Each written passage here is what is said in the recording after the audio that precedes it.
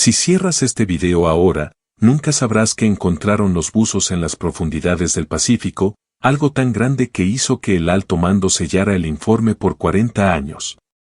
Esta es mi historia. Y te juro que desearía no haberla vivido.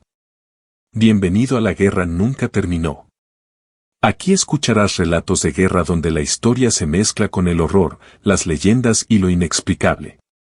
Hay misiones que sabes que son peligrosas desde el principio. Y hay otras que parecen tan simples que nunca esperas lo que viene. Me llamo Marcos Reyes. Teniente de buzos tácticos de la Marina. Llevo 12 años bajo el agua, he visto naufragios, he recuperado cuerpos, he desactivado minas. Pensé que ya nada podía sorprenderme. Estaba equivocado. Era marzo de 2019. Nos enviaron a inspeccionar el casco del submarino Ara San Luis. Había reportes de daños menores en el sistema de propulsión, nada grave. El submarino estaba anclado en aguas profundas, cerca de la fosa de Atacama, a unos 200 metros de profundidad. Una misión de mantenimiento rutinaria. Eso dijeron. El equipo éramos 4, yo, Lucas Méndez, mi compañero desde la academia, Ana Vargas, especialista en soldadura submarina, y el sargento Ruiz, veterano de 30 años. Revisamos el equipo 3 veces. Tanques llenos, sistemas de comunicación funcionando, luces de alta potencia cargadas. Todo perfecto. Descendimos al amanecer. El agua estaba tranquila, casi demasiado tranquila. A los 50 metros, la luz del sol comenzó a desvanecerse. A los 100, todo era azul oscuro. A los 150, la oscuridad era casi total. Solo nuestras lámparas cortaban la negrura. Las comunicaciones con la superficie eran claras al principio. Escuchaba la voz del capitán Herrera guiándonos, equipo Alfa, descenso estable. Continúen. Pero a los 180 metros, algo cambió. La radio comenzó a crepitar. Estática. Interferencia. Base, aquí Alfa. Tenemos interferencia en las comunicaciones. ¿Me copian? Silencio. Luego un zumbido grave, como si algo estuviera bloqueando la señal. Lucas me hizo una seña con la mano. Sus ojos detrás de la máscara mostraban preocupación, pero continuamos. Éramos profesionales. Habíamos entrenado para esto. Llegamos al submarino. Era impresionante verlo flotando en la oscuridad, suspendido por cables de acero. Un gigante de metal en medio de la nada. Comenzamos la inspección. Todo parecía normal. Algunas abolladuras menores, nada estructural. Entonces sentí algo. Una vibración en el agua. Sutil, casi imperceptible. Como cuando un motor grande se enciende a la distancia. Miré a Lucas. Él también lo había sentido. Ana revisaba el sonar portátil. De repente se detuvo. Nos hizo señas frenéticas. En la pantalla había un eco. Grande. Muy grande. A unos 80 metros de distancia. Debe ser una ballena, pensé. Solo una ballena. Pero las ballenas se mueven. Esto estaba inmóvil. Lo que no sabíamos entonces era que esas aguas tenían un nombre entre los pescadores locales, un nombre que nunca pronunciaban después del anochecer. A veces, las advertencias llegan demasiado tarde. Y cuando finalmente las escuchas, ya estás en el centro del peligro. 2 días antes de la misión, estábamos en el puerto de Valparaíso cargando equipo. El muelle estaba lleno de pescadores reparando redes, preparando sus botes. Había un olor a sal, pescado fresco y diésel.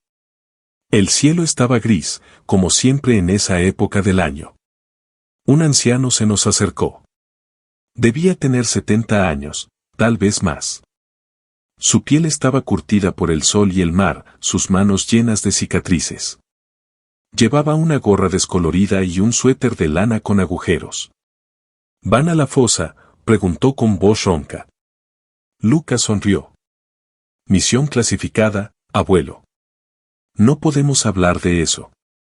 El anciano no sonrió. Su mirada era seria, casi asustada.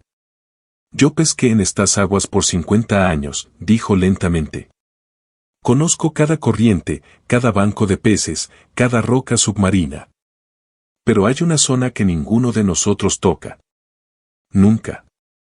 ¿Por qué?, pregunté, más por cortesía que por interés real. Se inclinó hacia nosotros. Su aliento olía a tabaco y café. Porque allí vive el guardián de la fosa.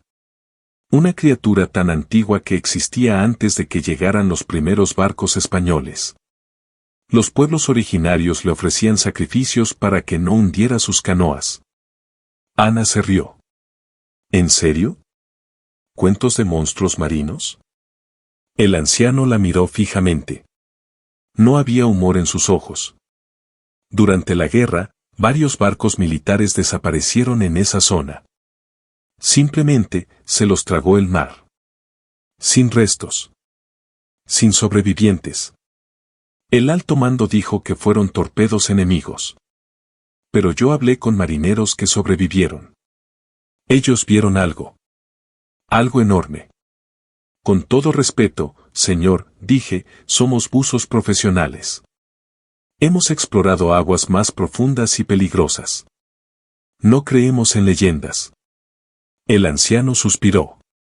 Sacó un medallón oxidado de debajo de su camisa. Era una medalla de San Pedro, el santo de los pescadores. Mi hijo era buzo de rescate. En 1995 lo enviaron a esa misma zona. Bajó a 250 metros para recuperar una caja negra de un avión caído. Hizo una pausa. Sus manos temblaban ligeramente. Subió gritando. Nunca me dijo que vio allá abajo. Pero dejó de bucear ese mismo día. 3 meses después se ahorcó en su habitación. En su nota solo escribió, no debimos despertar lo que duerme en el abismo. El silencio fue pesado. Incluso Lucas dejó de sonreír. Si van allá, continuó el anciano, no enciendan luces brillantes. No hagan ruido innecesario. Y si ven una sombra más grande que su submarino, asciendan de inmediato. No importa qué órdenes tengan. Su vida vale más que cualquier misión. Nos entregó 3 pequeños amuletos de cuerda trenzada con conchas. Protección, dijo simplemente. Los aceptamos por educación. Ana inmediatamente lo guardó en su mochila sin mirarlo. Lucas lo ató a su muñeca bromeando. Yo lo guardé en el bolsillo de mi traje. Ojalá hubiéramos escuchado. Porque cuando llegamos al fondo, entendimos que algunas leyendas nacen de algo real. En las profundidades, el silencio no es paz. Es espera. Algo siempre está observando. Llevábamos 40 minutos inspeccionando el casco del submarino cuando Lucas golpeó mi hombro. Me giré y vi su rostro pálido detrás de la máscara. Señaló hacia el sonar portátil que Ana sostenía. Me acerqué. En la pequeña pantalla verde, había un punto. Un eco masivo. La escala indicaba que estaba a unos 50 metros de distancia, moviéndose lentamente en nuestra dirección. Ana escribió en su pizarra submarina, ¿ballena? Negué con la cabeza. Había buceado con ballenas antes. Se mueven de forma constante, con patrones predecibles. Esto se desplazaba de manera errática. Avanzaba. Se detenía. Avanzaba de nuevo. Como si estuviera evaluando algo. El sargento Ruiz hizo la señal de ascenso. Teníamos protocolo, ante cualquier amenaza desconocida, superficie inmediata. Pero yo era el líder de la misión. Tenía que tomar la decisión. Señalé hacia el submarino. Terminemos la inspección primero. Ruiz negó enfáticamente, pero yo ya había activado mi lámpara de alta potencia y me dirigía hacia la sección de popa. Fue entonces cuando lo sentí de nuevo. Esa vibración. Pero esta vez era más fuerte. Resonaba en mi pecho, en mis huesos. No era solo agua moviéndose. Era algo vivo produciendo ese sonido. Lucas encendió su lámpara también. Los haces de luz cortaban la oscuridad revelando partículas suspendidas en el agua, pequeños peces que huían despavoridos. Y entonces, lo vimos. Al principio era solo una sombra. Una masa oscura moviéndose más allá del alcance de nuestras luces. Pero incluso en la penumbra, podíamos ver su tamaño. Era enorme. Más grande que el submarino que estábamos inspeccionando. Imposible, pensé. Ningún animal conocido es tan grande. Ana nos mostró el sonar. El objeto ahora estaba a 30 metros. Y seguía acercándose. Mi entrenamiento decía que debía mantener la calma. Pero mi instinto primitivo, esa parte antigua del cerebro que recuerda cuando éramos presa, gritaba que huyera. Mis manos temblaban. El regulador de aire parecía no darme suficiente oxígeno. Ruiz ya estaba ascendiendo. Ana lo siguió. Pero Lucas y yo nos quedamos congelados, mirando hacia la oscuridad. La sombra se detuvo. Completamente inmóvil. Como si nos estuviera observando. Lucas dirigió su lámpara directamente hacia ella. El haz de luz atravesó el agua turbia y entonces pudimos ver detalles. No era una ballena. No era un calamar gigante. La forma era extraña. Orgánica pero no como nada que hubiera visto en ningún documental o manual de biología marina. Había protuberancias que parecían extremidades. Superficies cubiertas de algo que brillaba tenuemente, una bioluminiscencia verde azulada. Y lo más perturbador, parecía tener simetría, estructura, casi como si hubiera sido diseñada. Mi mente racional luchaba por encontrar una explicación. Algas. Es una formación de algas y rocas, me dije. Pero las rocas no se mueven. Las algas no producen vibraciones que sientes en tu pecho. Lucas me agarró del brazo. En su pizarra escribió con letras temblorosas, tiene ojos. Miré de nuevo. Y allí, en la masa oscura, había 2 puntos de luz. Redondos. Grandes. Separados por varios metros. No reflejaban nuestra luz. Emitían la suya propia. Un brillo pálido y enfermizo. Y nos estaban mirando directamente. El protocolo decía ascender de inmediato. Pero la curiosidad, esa maldita curiosidad militar, nos hizo quedarnos un minuto más. Cuando miras demasiado tiempo al abismo, eventualmente algo te devuelve la mirada. Debí dar la orden de ascenso inmediato. Eso es lo que diría el informe más tarde. Eso es lo que debía ser. Pero en ese momento, mi cerebro luchaba entre el terror y la fascinación. Necesitaba saber qué era esa cosa. Activé la cámara montada en mi casco. Estaba diseñada para grabar en condiciones de baja luminosidad, perfecta para documentar inspecciones submarinas. Si íbamos a reportar esto, necesitábamos evidencia. Lucas nadó más cerca del submarino, buscando refugio. Yo hice algo más estúpido. Me acerqué 3 metros hacia la criatura. Solo un poco más de luz, pensé. Solo necesito verla mejor. Ajusté la intensidad de mi lámpara al máximo. El haz de luz cortó la oscuridad como un cuchillo. Y finalmente pude ver. No era una sola criatura. Era imposible decir dónde terminaba y dónde comenzaba. Había tentáculos, sí, pero no como los de un calamar. Estos eran más gruesos, cubiertos de protuberancias que parecían ventosas pero también, ¿espinas? ¿Garras? La superficie de su cuerpo no era lisa. Estaba cubierta de algas, percebes, y algo más. Algo que brillaba. Miles de puntos de luz bioluminiscente que parpadeaban en patrones. No era aleatorio. Había ritmo. Secuencia. Está comunicándose, pensé. La idea me llenó de un terror frío. El cuerpo central era masivo, deforme. Parecía una roca viviente, una montaña submarina que había cobrado vida. Y esos ojos, ahora podía verlos claramente. No eran ojos de pez. Eran demasiado inteligentes. Demasiado conscientes. Intenté tomar fotografías con la cámara, pero algo extraño sucedió. La pantalla de visualización comenzó a distorsionarse. Líneas de estática atravesaban la imagen. Los colores se invertían. Era como si la presencia misma de la criatura interfiriera con la electrónica. Mi radio crepitó. Una voz distorsionada atravesó la estática: Alfa, emergencia, ascenso, ahora. Era el capitán Herrera, pero su voz sonaba lejana, fragmentada. La criatura se movió. No fue un movimiento lento y pausado. Fue rápido. Imposiblemente rápido para algo tan grande.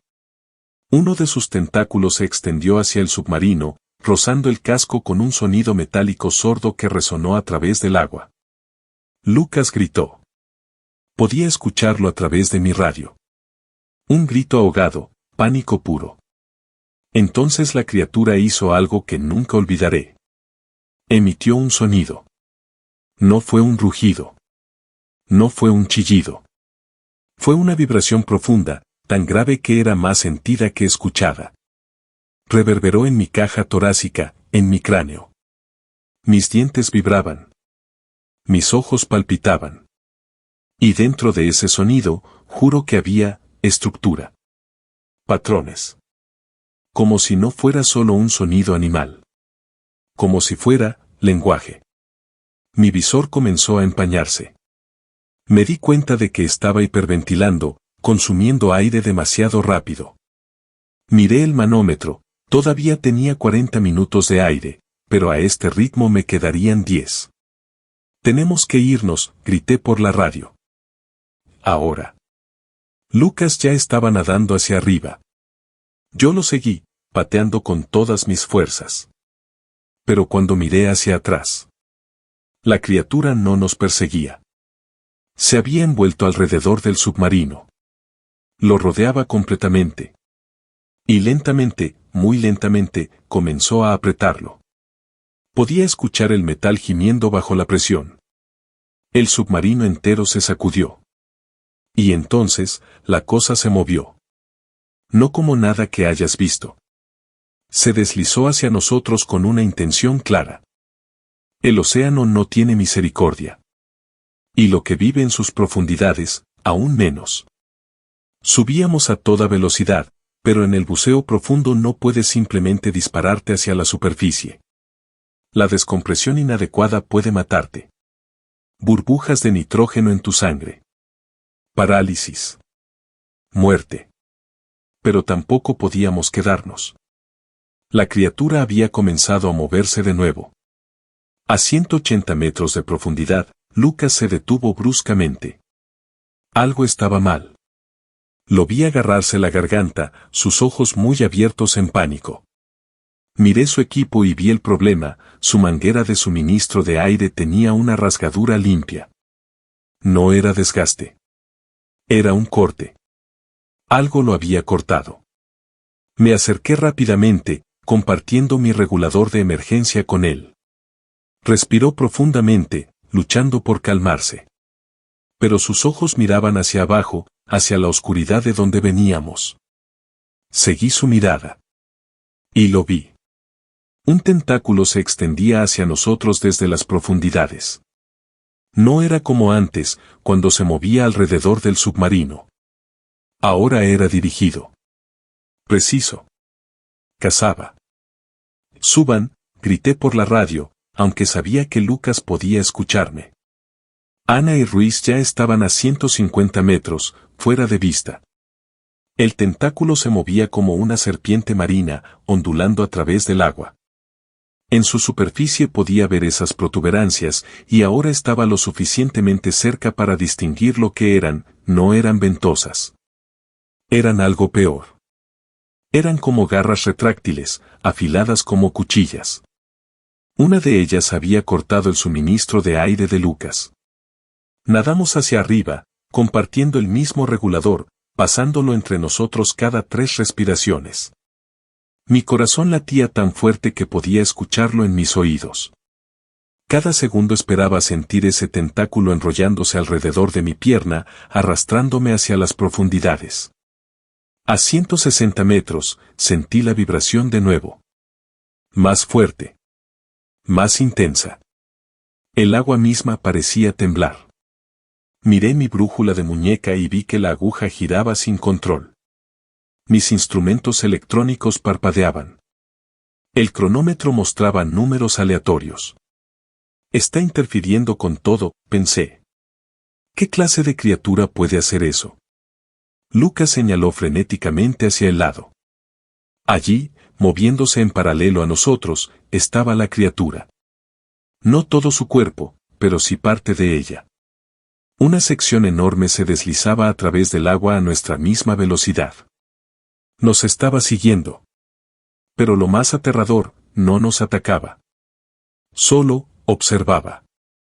Como un científico estudiando especímenes.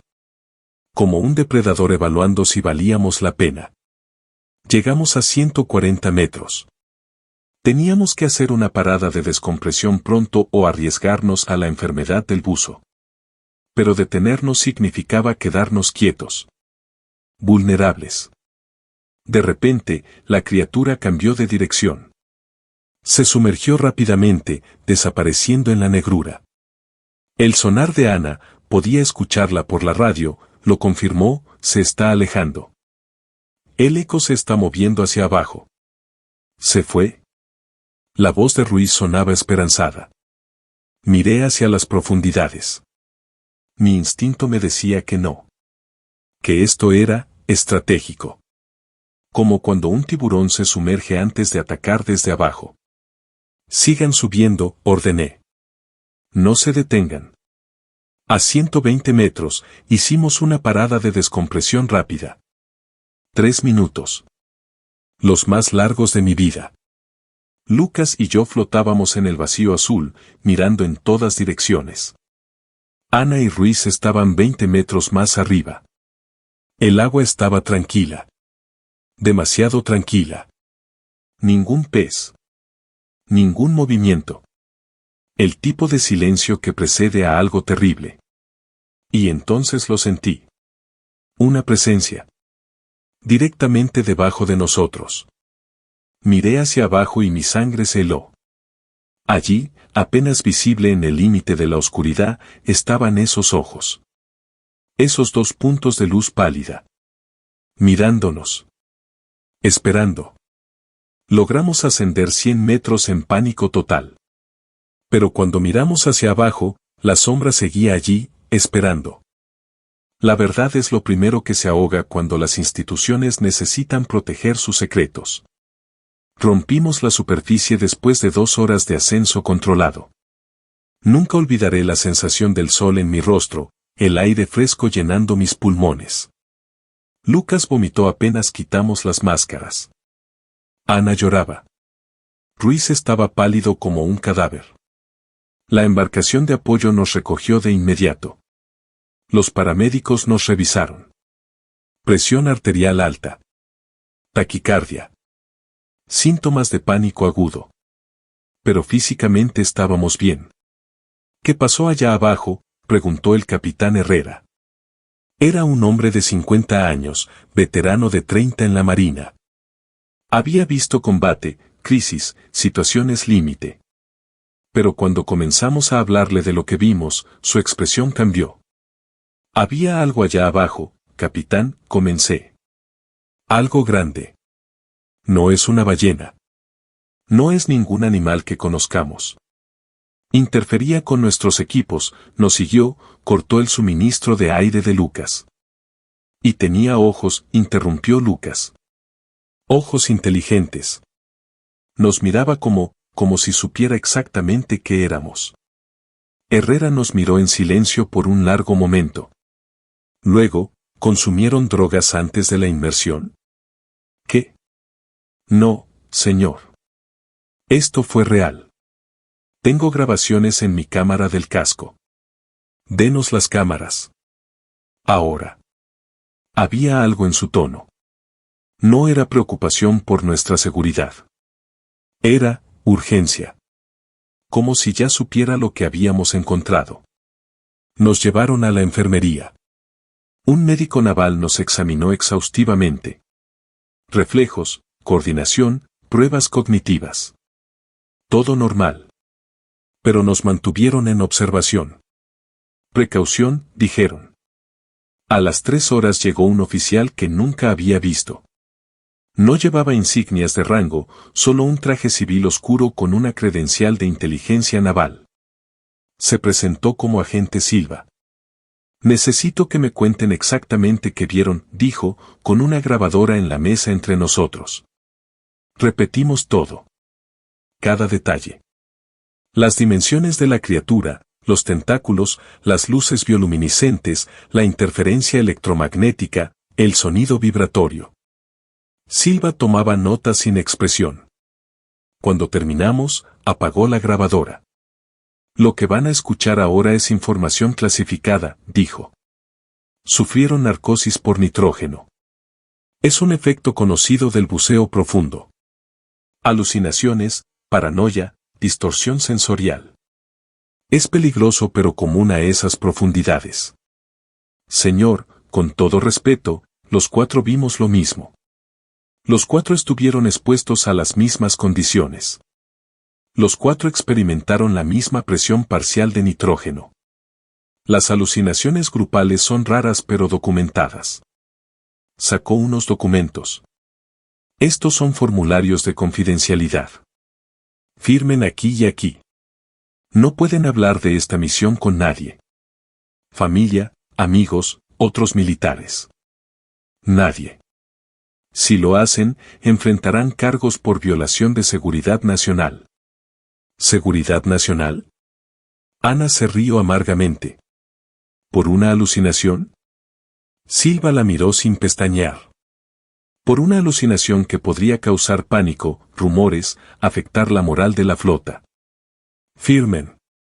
Firmamos. ¿Qué otra opción teníamos? Nos dieron baja médica por 2 semanas. Descanso y evaluación psicológica, dijeron. Cuando pedí acceso a mis grabaciones para revisión personal, me informaron que el archivo estaba corrupto. Fallo técnico del equipo, explicaron. 3 días después, estaba en mi apartamento, sin poder dormir. Cada vez que cerraba los ojos, veía esos ojos pálidos mirándome desde la oscuridad. Decidí investigar por mi cuenta. Accedí a los archivos navales usando mi credencial. Busqué reportes de incidentes en la zona de la fosa de Atacama.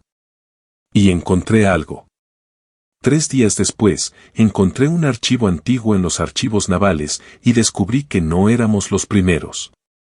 La historia no se repite, pero rima. Y en los archivos navales, esas rimas eran aterradoras. Los archivos estaban clasificados, pero mi nivel de acceso como oficial de buceo táctico me permitía revisar reportes históricos de operaciones submarinas. Busqué cualquier incidente en las coordenadas cercanas a donde habíamos estado. El primer archivo que encontré era de 1978. Misión de reconocimiento. Un submarino clase Balao reportó interferencia electromagnética severa y contacto acústico no identificado de grandes dimensiones. La tripulación describió vibraciones anómalas que afectaron los sistemas de navegación. El informe concluía, posible actividad sísmica submarina. Área marcada para evitación futura. Seguí buscando. 1982, un equipo de buzos de rescate fue enviado a recuperar restos de un avión de patrulla caído. Solo 2 de 5 buzos regresaron a la superficie. Los informes de supervivientes mencionaban masa orgánica de origen desconocido y comportamiento predatorio. Conclusión oficial, ataque de tiburón tigre. Los restos de las víctimas no fueron recuperados. Pero había una nota al margen, escrita a mano: los tiburones no dejan ese tipo de marcas en los tanques de buceo. Recomiendo investigación adicional. La nota estaba firmada, pero el nombre había sido borrado. El año que mencionó el anciano del puerto. Encontré el archivo. Operación de recuperación de caja negra. El buzo líder, Pablo Fuentes, ascendió en estado de pánico después de 17 minutos de inmersión. El informe médico describía episodio psicótico agudo, posible esquizofrenia de inicio adulto. Fue dado de baja honorablemente por razones médicas. No había mención de que vio allá abajo. Pero había una sección anexa, accesible solo con credenciales especiales. Usé una vulnerabilidad del sistema que conocía desde la academia. No era legal, pero necesitaba saber. El archivo anexo contenía una transcripción de audio. La entrevista psiquiátrica de Fuentes, grabada 3 días después del incidente. Psiquiatra, Pablo, necesito que me describas qué viste a 250 metros. Fuentes, ininteligible, sollozos. Psiquiatra, tómate tu tiempo. Fuentes, no era un animal. No era natural. Tenía forma pero no estructura. Era como si el océano mismo hubiera tomado conciencia. Y nos odiaba. Odiaba nuestra presencia allí. Psiquiatra, ¿viste alguna característica específica? Fuentes, ojos. Tantos ojos. Y cuando me miraron, supe cosas. Cosas que ningún humano debería saber. Vi cuánto tiempo llevaba allí. Miles de años. Antes de los barcos. Antes de las ciudades. Protegiendo las profundidades de los intrusos. Psiquiatra, ¿te atacó? Fuentes, no. Solo me mostró qué me pasaría si regresaba. Vi mi propia muerte. Me vi ahogándome, no en agua, sino en tiempo. Envejeciendo 1000 años en segundos. Esa es la forma en que mata a los que no respetan su territorio. La grabación terminaba abruptamente. Seguí buscando. Había más. 2003, 2007, 2012, 2016. Todos en la misma zona. Todos con el mismo patrón, encuentros con fenómenos inexplicables, interferencia electromagnética, buzos traumatizados, archivos clasificados. Y todos con la misma conclusión oficial, efectos de la presión profunda.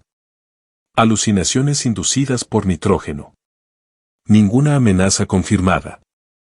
Pero lo más perturbador estaba al final de cada informe. Una pequeña nota, siempre con el mismo formato. Área redesignada. Código de acceso actualizado a nivel Omega. Operaciones futuras requieren autorización directa de Comando Naval. Busqué qué significaba nivel Omega. No había información en los archivos regulares. Pero encontré una referencia en un manual de protocolos antiguos. Nivel Omega, clasificación para amenazas de origen desconocido que presentan riesgo existencial para operaciones navales. Protocolos de contención aplicados. Información limitada a personal de alto nivel con autorización específica. Imprimí todo lo que pude antes de que mi acceso fuera bloqueado. Sabía que alguien estaba monitoreando mis búsquedas.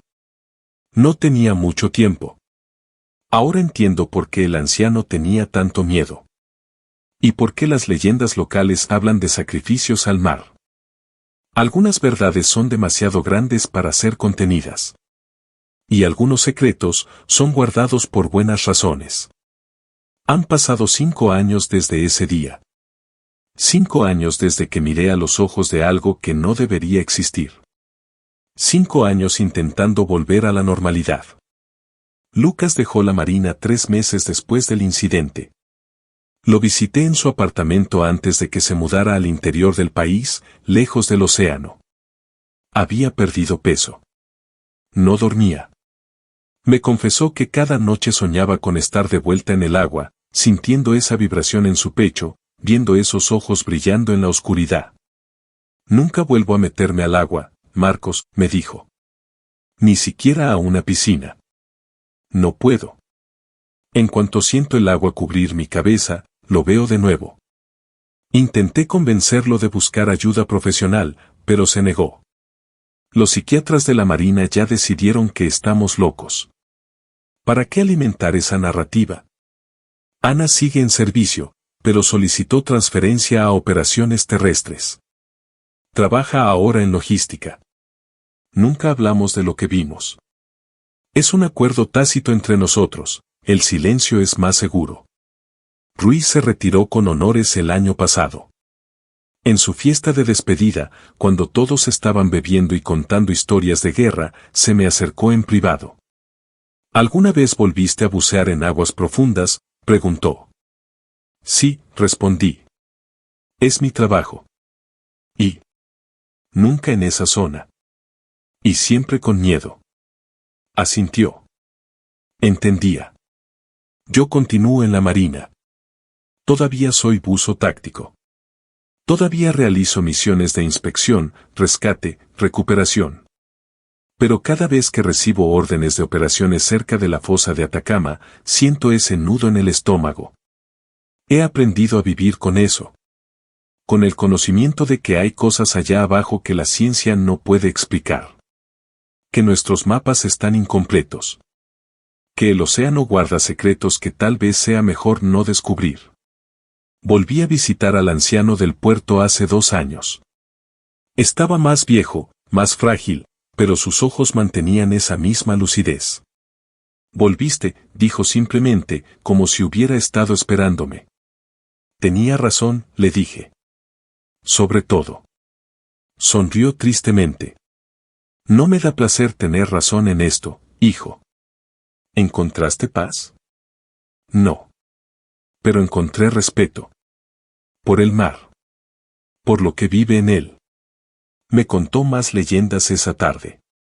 Historias de los pueblos originarios que vivían en la costa hace 1000 años.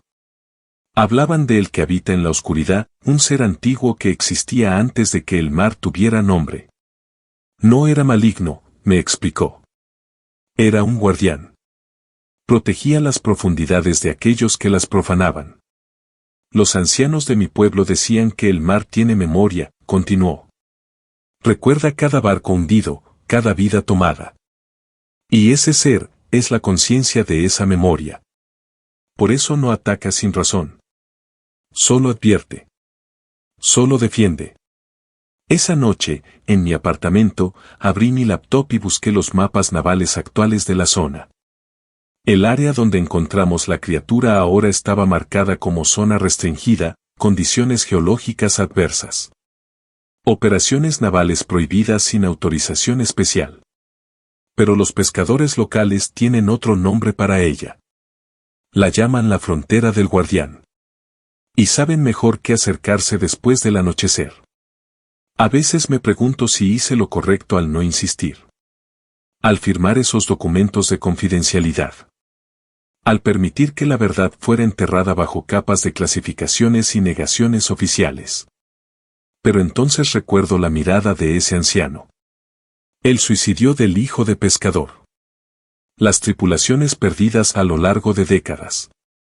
Y pienso, tal vez algunos secretos están clasificados no para proteger a las instituciones, sino para protegernos a nosotros. El océano cubre el 70% del planeta. Hemos explorado menos del 5% de sus profundidades. Y en ese 95% restante, ¿quién sabe qué más espera en la oscuridad? Solo sé esto, hay fronteras que no debemos cruzar. Territorios que no nos pertenecen. Y profundidades donde los humanos no fuimos diseñados para estar. La próxima vez que veas el mar, recuerda, bajo esas olas tranquilas, bajo la luz que alcanza a penetrar, hay un mundo entero. Un mundo de sombras, presión y cosas antiguas que aprendieron a sobrevivir cuando nuestros ancestros apenas gateaban en la tierra. Y algunas de esas cosas, están mejor dejándolas en paz. Los mapas militares marcan esa zona como área restringida por condiciones geológicas. Pero los pescadores locales saben la verdad. Ellos la llaman la frontera del guardián. Y nunca, jamás, cruzan esa línea después del anochecer. Esta historia está inspirada en reportes documentados de tiempos de guerra, combinada con folclore y dramatizada con fines narrativos.